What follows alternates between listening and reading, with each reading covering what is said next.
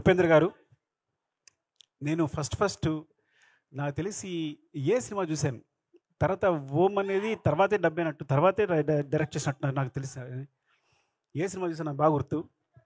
అంటే ఇంకా ఇండియాలో ఏ డైరెక్టర్ చెప్పక్కల్లా పిచ్చి మ్యాడ్ అంతా ఇంక అసలు అంటే ఆ కన్ఫ్యూజన్ అంతా ఎలా కనిపిస్తుంది అంటే ఇప్పటికీ ఆ ఏ సినిమా చూసినప్పుడు బయటకు వచ్చినప్పుడు అంటే పరంగా చెప్పాలంటే ఉపేంద్ర గారు వచ్చిన తర్వాత ఓం, ఏ, ఉపేంద్ర ఈ 3 సినిమాలు తీసిన ఏ డైరెక్టర్ అయినా రిటైర్ అయిపోవచ్చు.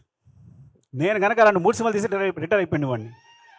అంత కల్ట్ మూవీస్, అలాంటి మూవీస్ మాకు ఇచ్చారు.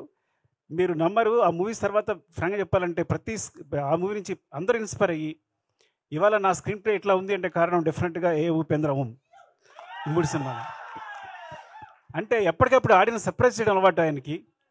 నేను ఆ విషయాన్ని మీ దగ్గర నుంచి దొంగలించాను, తస్కరించాను ఏమనాలి. So you are the great inspiration sir. ఇలా చెప్పడానికి అవకాశం వచ్చినందుకు చాలా ఆనందపడుతున్నాను నేను. Thank you sir, love you sir. Upendra garu, నేను ఫస్ట్ నాకు తెలిసి ఏ సినిమా చూశాను. తర్వాత ఓం అనేది తర్వాతే డబ్బైనట్టు, తర్వాతే డైరెక్ట్ చేసినట్టు నాకు తెలిసి ఏ సినిమా చూసాను నాకు బాగా గుర్తు.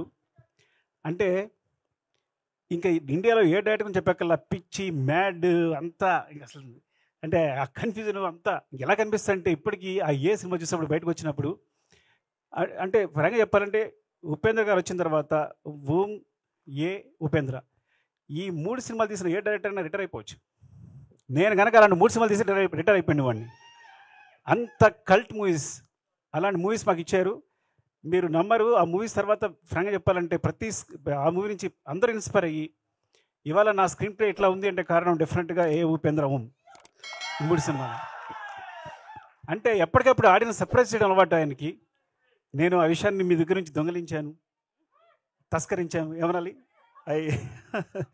So you are the great inspiration sir. ఇలా చెప్పడానికి అవకాశం వచ్చినందుకు చాలా ఆనందపడుతున్నాను నేను. Thank you sir, love you sir. ఇక్కడ ఇద్దరు లెజెండ్స్, ఇద్దరు దిగ్గజాలు, పైగా ఇద్దరు యాక్టర్సే కాదు డైరెక్టర్స్ కూడా. ఆలోచించండి, చాలా చాలా అరుదుగా డైరెక్టర్గా హీరో సక్సెస్ అయిన వాళ్ళు చాలా తక్కువ మంది ఉంటారు.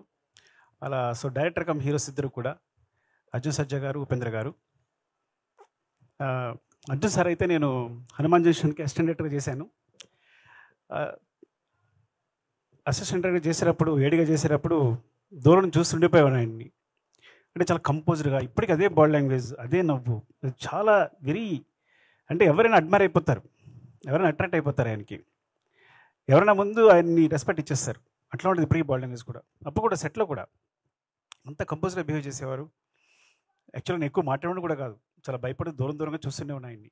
ప్రతిదీ సెట్కి వచ్చిన దగ్గర నుంచి ఎప్పుడు కాన్సన్ట్రేషన్ అందులోనే ఉండేవారు. అయిపోయిన తర్వాత ఏదైనా సో అంత డెడికేట్గా వర్క్ చేసేవారు. అండ్ ఇట్లా ఆయనతో పాటు ఇక్కడ స్టేజ్ పంచుకోవడం నేను అదృష్టంగా భావిస్తున్నాను నిజంగా. అంటే లైఫ్లో ఎలాంటి ఇబ్బందులు వచ్చినా, ఇప్పుడు జై హింద్ సినిమా బాగా గుర్తు. అంటే కొన్ని సినిమాలు అయితే ఆయన క్రూషియల్ పొజిషన్ ఉన్నప్పుడు తను సొంతంగా అన్ని డబ్బులు పెట్టి డైరెక్ట్ చేసుకుని తాను హీరోగా ఎస్టాబ్లిష్ చేసుకున్న డైరెక్టర్ కమ్ హీరో ఆయన. చాలా తక్కువగా జరుగుతుంది అది. అంటే ఆయన నిలబెట్టుకున్నారు మొత్తం అంతా పెట్టేసి. సో ఒక ఫాదర్ ఎమోషన్ తెలుసు నాకు. సుకృతి హీరోగా చేసినప్పుడు, హీరోయిన్గా ఒక సినిమా చేసినప్పుడు ఇందాక కూడా అదే చెప్పాను. అంటే నిజంగా కూతురి కోసం ఆయన ఈ సినిమా చేసేది నాకు కూడా కథ చెప్పారు బిగినింగ్లో. చాలా బాగుంది, చాలా మంచి పాయింట్ సార్, చాలా బాగుందని చెప్పాను. ఈ సినిమా జర్నీనే ఒక సినిమా తీసేయచ్చు. ఆయన తన కథ మీద, డాక్టర్ మీద ఉన్న ప్రేమతో ఒక సినిమా కోసం ఇప్పటికీ పరితపిస్తూ ఆయన డైరెక్ట్ చేసిన విధానం మొత్తం ఆ జర్నీనే ఒక సినిమా తీసేయచ్చు. అందుకోసం ఈ సినిమా చాలా పెద్ద హిట్ కావాలని కోరుకుంటున్నాను, చాలా పెద్ద సక్సెస్ కావాలని కోరుకుంటున్నాను. Thank you sir, thanks for this opportunity. మీతో కలిసి కూర్చున్నందుకు థ్యాంక్ యూ అండి, లవ్ యూ అండి. Love you sir.